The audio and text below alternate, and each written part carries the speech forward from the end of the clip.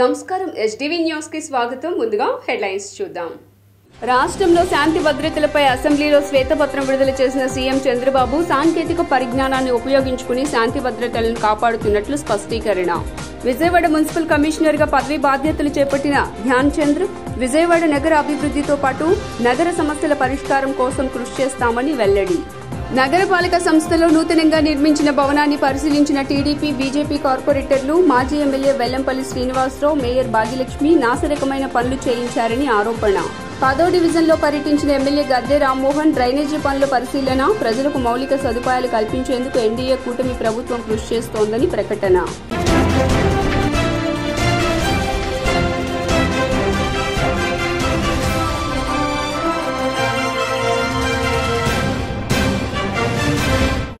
ఇక డీటెయిల్స్ చూస్తే సీఎం నారా చంద్రబాబు నాయుడు శాంతి భద్రతలపై అసెంబ్లీలో శ్వేతపత్రాన్ని విడుదల చేశారు. వైఎస్ జగన్ ప్రభుత్వ హయాంలో దయనీయంగా మారిన శాంతి భద్రతలపై ముఖ్యమంత్రి నారా చంద్రబాబు నాయుడు గురువారం అసెంబ్లీలో శ్వేతపత్రం విడుదల చేశారు. ఈ సందర్భంగా ఆయన మాట్లాడుతూ మొత్తం 5 అంశాలుగా శ్వేతపత్రాన్ని విభజించామని తెలిపారు. ఆంధ్రప్రదేశ్ పోలీసులు శాంతి భద్రతలను చాలా చక్కగా మెయింటైన్ చేశారన్నారు. గతంలో రాయలసీమలో ఫ్యాక్షనిజాన్ని కంట్రోల్ చేశామని తెలిపారు. సీమలో ఫ్యాక్షనిజం లేకుండా చేయాలని చూశామని, ఆ క్రమంలో చివరకు తమ పార్టీ సీనియర్ ఎమ్మెల్యేలు 2ని అరెస్టు చేసిన తర్వాత మిగిలిన వారిని అదుపులోకి తీసుకున్నామన్నారు. తద్వారా రాయలసీమలో ఫ్యాక్షనిజం లేకుండా చేశామని సీఎం చంద్రబాబు గుర్తు చేశారు. అలాగే హైదరాబాద్ లో మత ఘర్షణలను ఉక్కుపాదంతో అణిచివేశామన్నారు.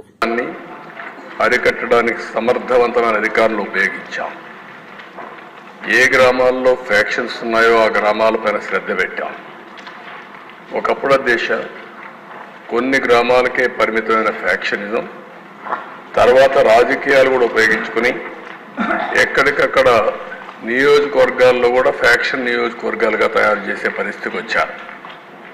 అందుకనే మీరు చూస్తే రాయలసీమలో ఫ్యాక్షనిజం లేకుండా చేయాలని ఒక దృఢ సంకల్పంతో ముందుకు పోయాం. ఈరోజు ఈ హౌస్ ద్వారా రాష్ట్ర ప్రజానికాన్ని గుర్తు చేస్తున్నా, మా ఎమ్మెల్యేలని, సీనియర్ నాయకుల్ని 2ని అరెస్ట్ చేసిన తర్వాత మిగిలిన వాళ్ళని కూడా అరెస్ట్ చేసి రాయలసీమలో ఈరోజు ఫ్యాక్షనిజం లేకుండా పోయిందంటే దానికి కారణం తెలుగుదేశం పార్టీ అనే విషయం అందరూ గుర్తుంచుకోవాలి. దానివల్ల దేశ ఈరోజు ఆ ప్రాంతంలో ఎక్కువ అభివృద్ధి జరిగే అవకాశం వస్తుంది. భవిష్యత్తులో ఇంకా ఎక్కువ అభివృద్ధి జరిగే అవకాశం ఉంటుంది. రెండవ దిశ ఇంకో పక్కన మీరు చూస్తే హైదరాబాద్ అందరికి ఒక ఐడియా ఉంది. 6 నెలలు కర్ఫ్యూ ఉండే నగరం హైదరాబాద్. ఆ రోజు ఒక్కొక్కసారి కర్ఫ్యూ 20 రోజులు 30 రోజులు నిత్యావసర వస్తువులు కూడా దొరకకుండా కర్ఫ్యూ పెట్టిన పరిస్థితులు ఉన్నాయి. అలాంటి నగరంలో మత ఘర్షణల పైన చాలా క్లియర్గా ఒక నిర్ణయం చేసుకొని ముందుకు పోయాం. ఉక్కు పాదంతో ఒక మంచి సంకల్పంతో ముందుకు పోయాం. అదే మరిగా ఈరోజు మీరు చూస్తే అధ్యక్ష, హైదరాబాద్ అంటే ఓల్డ్ సిటీ నుంచి విజయవాడకు పోవాలన్నా, ఒకప్పుడు బెంగళూరు పోవాలన్నా, బాంబేకి పోవాలన్నా ఓల్డ్ సిటీ టచ్ చేసిపోయే పరిస్థితి. అలాంటప్పుడు ట్రాఫిక్ అంతా కూడా నిలిచిపోయేది. ఈరోజు మీరు విజయవాడ మున్సిపల్ కార్పొరేషన్ కమిషనర్ గా ధ్యాన్ చంద్ర హెచ్ఎం పదవి బాధ్యతలు చేపట్టారు. వీఎంసీ కార్యాలయంలో గురువారం విజయవాడ మున్సిపల్ కార్పొరేషన్ కమిషనర్ గా ధ్యానచంద్ర హెచ్ఎం పదవి బాధ్యతలు చేపట్టారు. ఈ సందర్భంగా పలువురు విభాగ అధికారులు ఆయనకు పుష్పగుచ్చాలతో శుభాకాంక్షలు తెలిపారు. ఈ సందర్భంగా ఆయన మాట్లాడుతూ విజయవాడ మున్సిపల్ కమిషనర్ గా తాను బాధ్యతలు చేపట్టడం సంతోషంగా ఉందని తెలిపారు. విజయవాడ నగర అభివృద్ది కోసం అహర్నిశలు కష్టపడతానని తెలియజేశారు. ముఖ్యంగా నగరంలో త్రాగునీటి కొరత లేకుండా చర్యలు చేపడతామని వివరించారు. నగరంలో పారిశుధ్య లోపం లేకుండా, సీజనల్ వ్యాధులు ప్రబలకుండా అనేక చర్యలు చేపట్టే విధంగా కార్యాచరణ చేస్తామని వెల్లడించారు. నగర అభివృద్దిలో విజయవాడను ప్రప్రథమంగా చేయడానికి సాయశక్తులా కృషి చేస్తానని పేర్కొన్నారు. ధ్యానచంద్ర, నేను ఈరోజు విజయవాడ మున్సిపల్ కమిషనర్గా జాయిన్ చేయడం జరిగింది. దీని ముందు నేను జాయింట్ కలెక్టర్ తిరుపతిగా పనిచేశాను. ఆల్మోస్ట్ ఒక 4.5 years బ్యాక్ నా ట్రైనింగ్ పీరియడ్ అయిన తర్వాత ఫస్ట్ పోస్టింగ్ నేను సబ్ కలెక్టర్ విజయవాడ చేశాను ఒక 2 years. సో కాబట్టి ఈరోజు మళ్ళీ విజయవాడ మున్సిపల్ కమిషనర్గా రావడం చాలా హ్యాపీగా ఉంది. సో రెండోది ఏంటంటే, మనకి మున్సిపల్ కార్పొరేషన్ ఏరియా అనేది నాకు కొత్తది కాకపోయినా మన ఒక ఆఫీసర్ లైఫ్లో మున్సిపల్ కమిషనర్గా చేయడం అనేది చాలా ఒక మంచి అవకాశం అని నేను భావిస్తున్నాను. సో విజయవాడ మున్సిపల్ కమిషనర్గా ముఖ్యంగా నా ఫోకస్ వచ్చేసి శానిటేషన్ న్యాచురలీ. సో శానిటేషన్లో కూడా ఇప్పటిదాకా మంచిగా జరిగింది. ఇంకా వచ్చే రోజుల్లో కూడా మళ్ళీ ఇంకా మంచిగా చేయడానికి ఎంటైర్ కార్పొరేషన్ ఎఫర్ట్ పెడుతుంది అని నేను చెప్తున్నాను. అలాగనే చిన్న చిన్న గ్యాప్లు, చిన్న చిన్న ఏమైనా ఇంటర్వెన్షన్ మా వైపు నుంచి ఏమైనా లోతులు ఉన్నా కూడా కంటిన్యూస్ ఎఫర్ట్ పెడుతూ ఎంటైర్ ఏరియాలో మాకున్న 65 వార్డులో కూడా శానిటేషన్ పరంగా మనము నేషనల్ స్టాండర్డ్స్కి ఎఫర్ట్ పెట్టే అవకాశం కూడా మనము ఈరోజు తీసుకోవాలని అనుకుంటున్నాము. అలాగనే రెండోది ముఖ్యంగా నాకు డ్రింకింగ్ వాటర్ సప్లై అనేది మీరు అందరూ చూస్తున్నారు. చాలా కేసెస్ వస్తున్నాయి, డయేరియా కేసెస్. చిన్నగా డ్రింకింగ్ వాటర్ అలాగే సీవేజ్ లైన్స్ మన ఏదైనా మిస్ మ్యాచ్ అయ్యి క్రిస్ క్రాస్ అయ్యి ఏదైనా కంటామినేట్ అయితే కూడా డ్రింకింగ్ వాటర్ సమస్యలు వస్తే స్పెషల్లీ చిన్నపిల్లలకి డయేరియా కేసెస్ వచ్చే ఛాన్స్ ఉంది. ఎనీవే డ్రింకింగ్ వాటర్ అనేది చాలా ముఖ్యం. ఇవి కూడా డ్రింకింగ్ వాటర్ విషయం పైన ఇంకా ఎక్కువ సరఫరా చేయడం కూడా ఆల్రెడీ 150 LPCD ఇస్తున్నాము. దీన్ని కూడా ఇంకా పెంచడానికి చర్యలు తీసుకోవాలి. అలాగనే దీన్ని వచ్చే సివరేజ్ వాటర్ని కూడా ట్రీట్మెంట్ పైన ఇంకా మంచిగా చర్యలు తీసుకోవడానికి వచ్చే రోజుల్లో మనం చర్యలు తీసుకోలేకపోతున్నాము.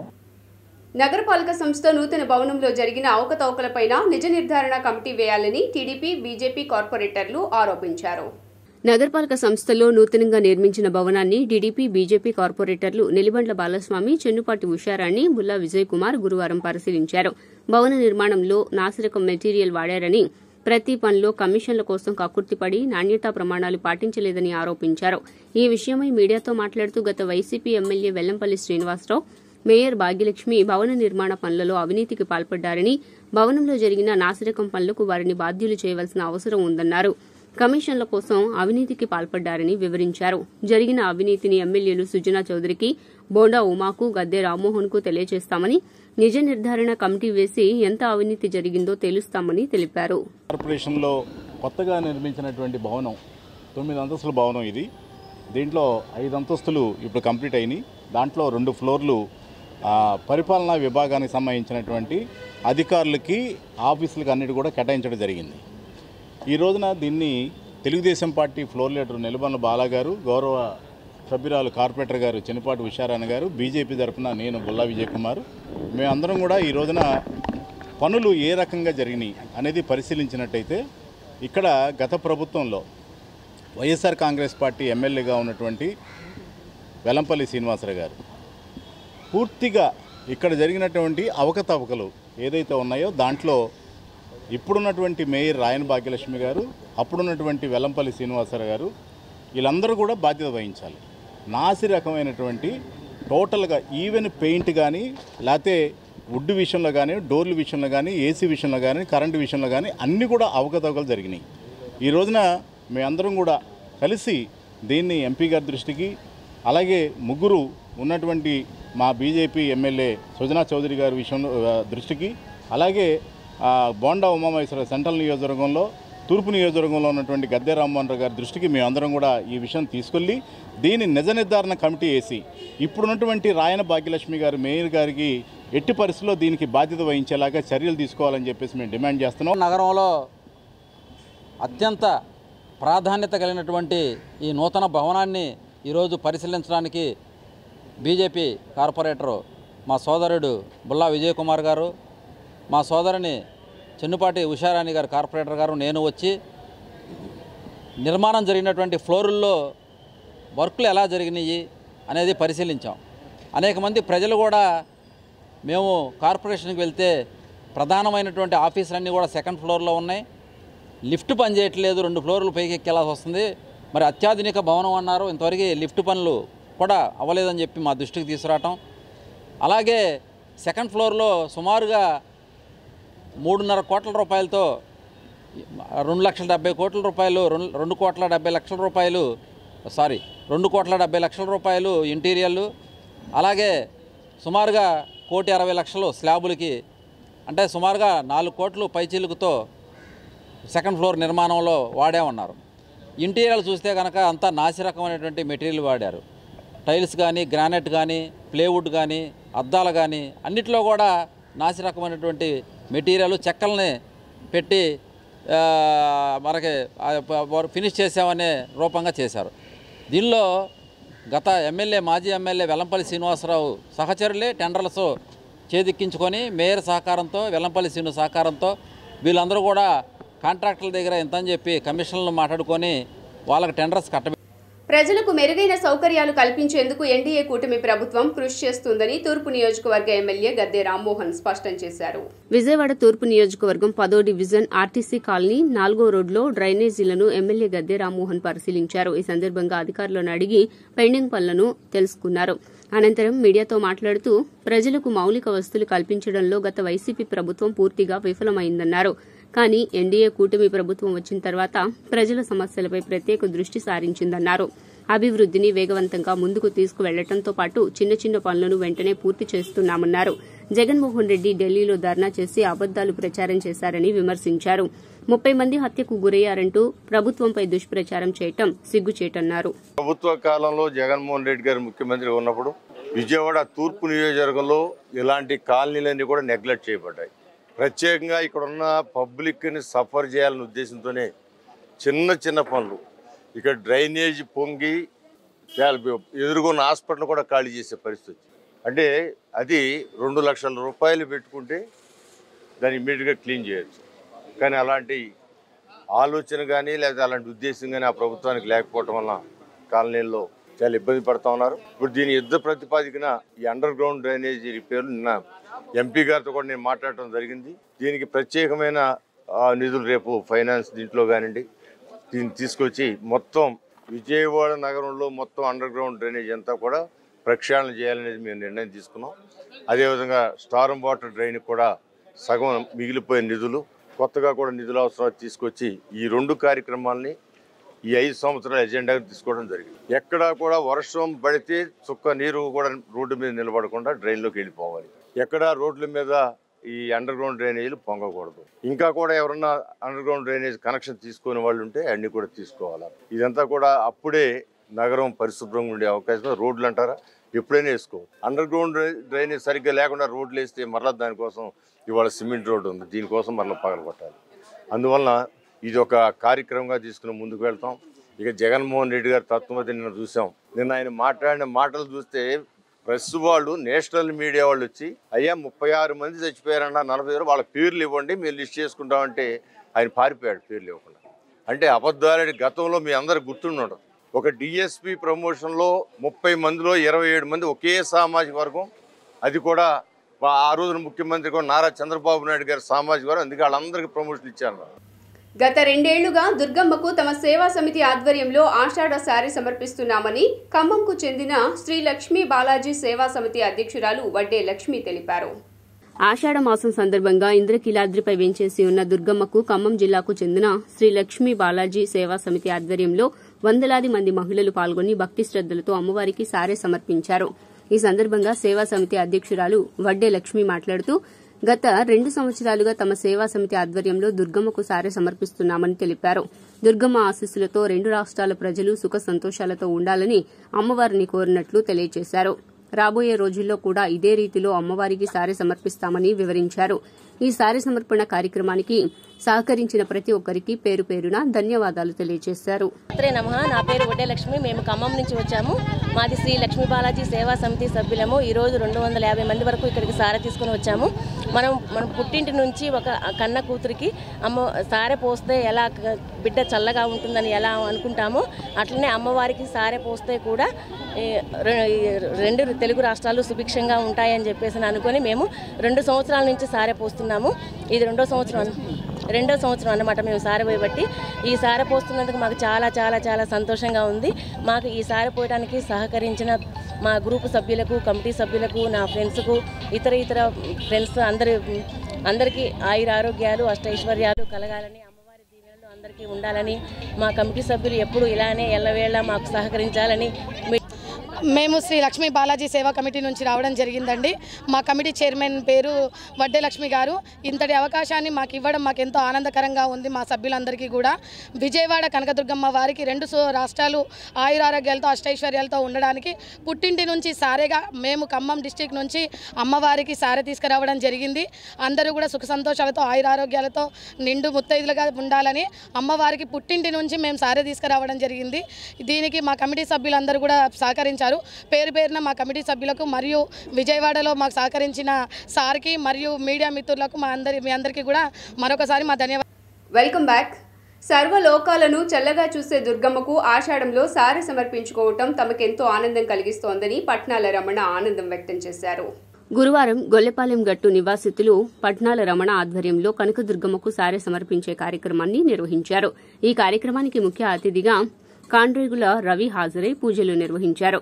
దేవి ఉపాసకురాలు తమ్మిన రవీనా సన్ని భక్తురాలతో పూజలు నిర్వహింపచేశారు. ఈ సందర్భంగా రమణ మాట్లాడుతూ గత 6 సంవత్సరాలుగా ఇంద్రకీలాద్రిపై వేంచేసి ఉన్న కనకదుర్గమ్మకు గొల్లపాలెం గట్టు నుండి సారె సమర్పిస్తున్నామని, గొల్లపాలెం గట్టు ప్రాంతవాసులందరూ భక్తి శ్రద్దలతో అమ్మవారికి సారె కార్యక్రమంలో పాల్గొంటారని తెలిపారు. మేళతాళాలతో, డీజే సౌండ్స్తో, కోలాట నృత్య ప్రదర్శనలతో నగరోత్సవం నిర్వహించారు. అమ్మవారికి అనంతరం సారె సమర్పించారు. కోలాట గురువు గౌరీ నేతృత్వంలోని మహిళలు చేసిన కోలాట నృత్య ప్రదర్శన ఈ కార్యక్రమంలో ప్రత్యేక ఆకర్షణగా నిలిచింది.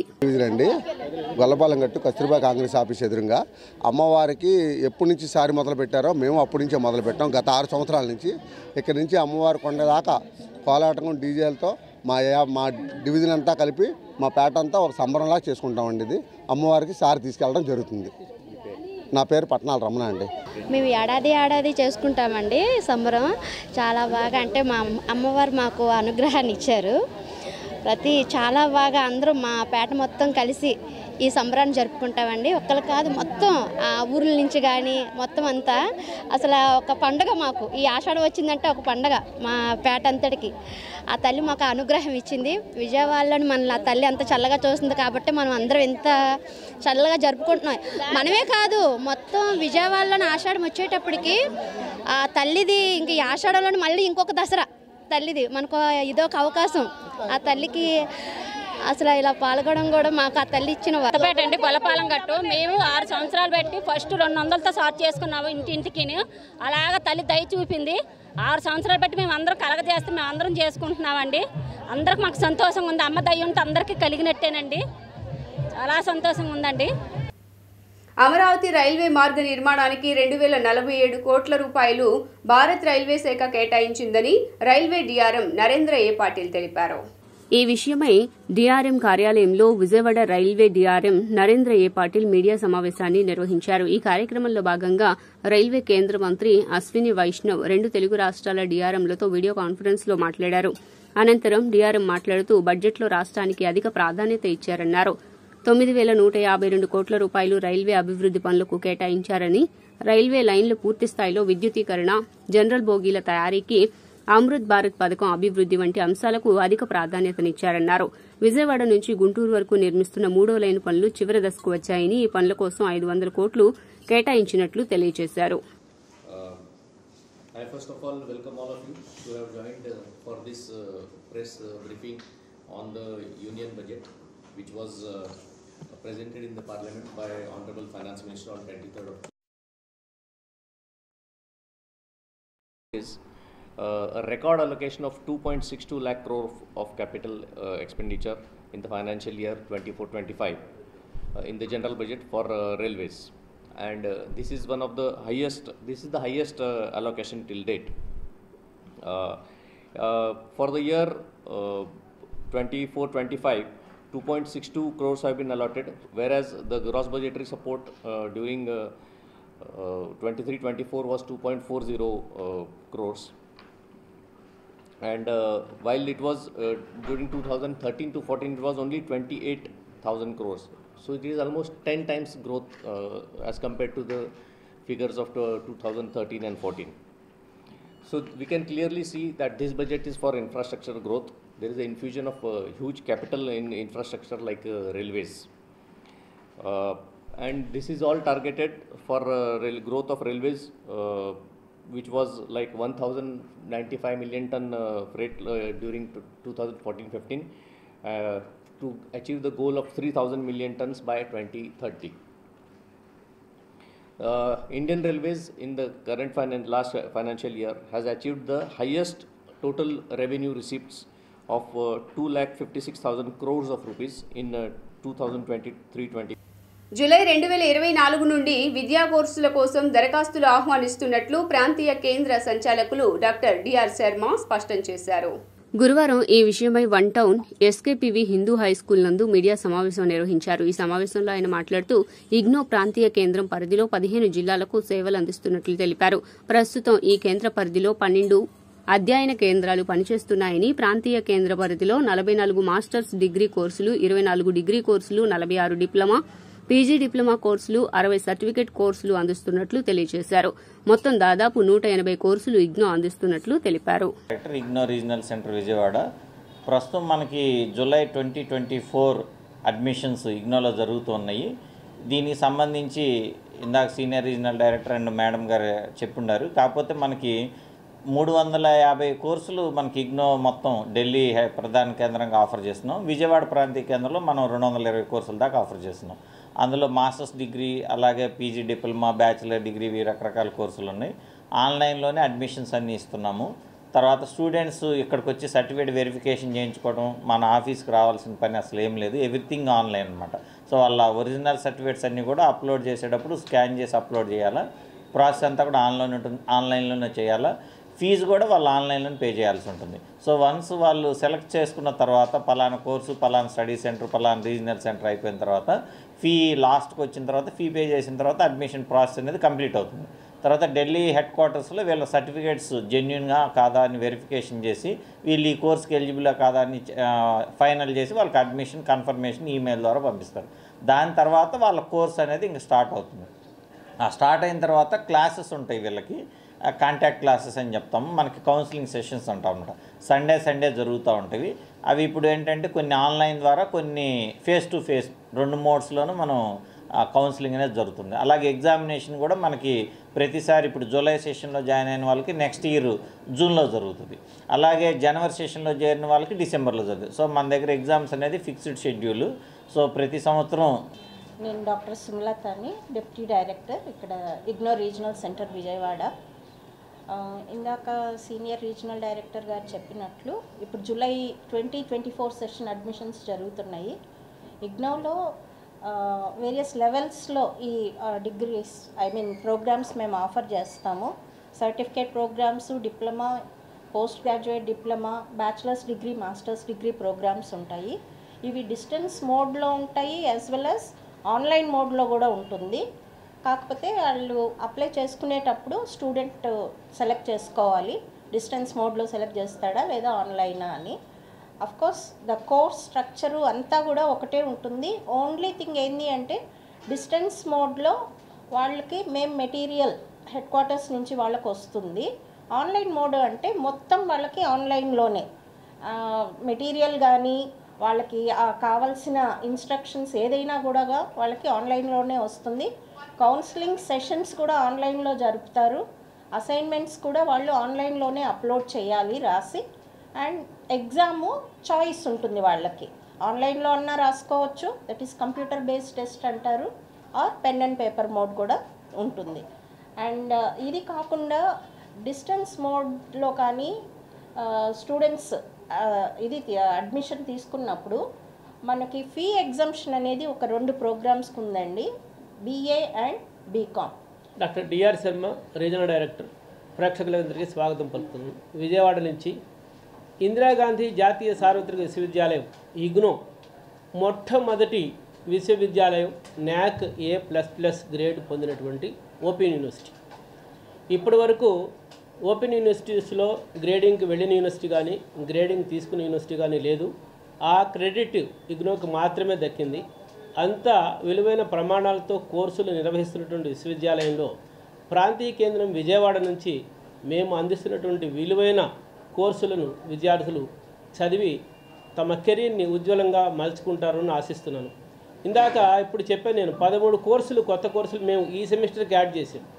ఈ జూలై 2024 సెషన్లో 4 రకాల MBA, MA అప్లైడ్ ఉర్దూ అనేటువంటి ఒక PG ప్రోగ్రామ్, 4 రిహాబిలిటేషన్ కౌన్సిల్ సంబంధించినటువంటి 3 ప్రోగ్రామ్స్, ఒక డిప్లొమా ప్రోగ్రాము ఈ లిస్టులో మేము యాడ్ చేసాము.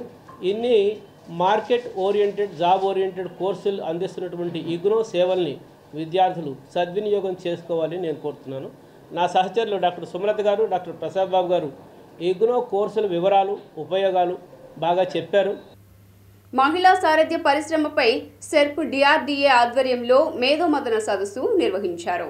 బుధవారం నగరంలోని తొమ్మలపల్లి వారి క్షేత్రీయ కళాక్షేత్రంలో సెర్ప్ డిఆర్డీఏ ఆధ్వర్యంలో మహిళా సారథ్య పరిశ్రమలపై సెర్ప్ డిఆర్డీఏ ఆధ్వర్యంలో ఏర్పాటు చేసిన ఎక్స్పోను, మేధోమథన సదస్సును కలెక్టర్ డాక్టర్ జి సృజన, డిఆర్డీఏ పీడీ కె శ్రీనివాసరావు, బ్యాంకర్లు, వ్యవసాయ అనుబంధ రంగాలు, నైపుణ్యాభివృద్ది తదితర శాఖల అధికారులతో కలిసి ప్రారంభించారు. ఈ కార్యక్రమం సందర్భంగా ప్రధానమంత్రి ఉపాధి కల్పన కార్యక్రమం, ప్రధానమంత్రి సూక్ష్మ ఆహార శుద్ది పరిశ్రమ క్రమబద్దీకరణ పథకం తదితరాల ద్వారా రాయితీలపై రుణాలు పొంది ప్రారంభించేందుకు అందుబాటులో ఉన్న వివిధ వ్యాపార నమూనాలను ప్రదర్శించారు. వ్యవసాయ డ్రోన్లు, బిందు సేద్యం, స్ప్రింక్లర్లు, mini rice mill, catering unit, sweet shop unit ద్వారా దాదాపు 100 రకాల యంత్రాలకు సంబంధించిన స్టాళ్లను ఏర్పాటు చేసి యూనిట్ వ్యయం, బ్యాంకుల ద్వారా లభించే రుణం మొత్తం, రాయితీ మొత్తం తదితరాలను స్వయం సహాయక సంఘాల మహిళలకు వివరించే ఏర్పాట్లు చేశారు. విషయం మాకు పోయిన వారం అర్థమైంది.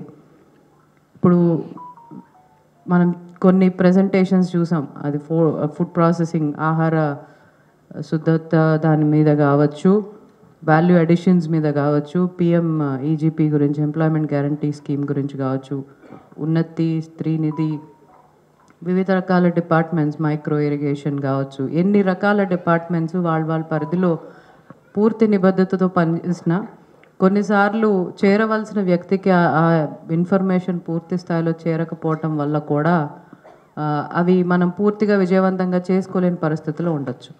సో అటువంటి వెలితి ఏదన్నా ఉంటే దాన్ని పూడ్చవలసిన బాధ్యత జిల్లా యంత్రాంగంపై ఉంటుంది. వీటన్నిటి మీద అవగాహన చేసుకుంటూ బయట కొన్ని ఎగ్జాంపుల్స్ మీకు డిస్ప్లేలో కూడా పెట్టారు.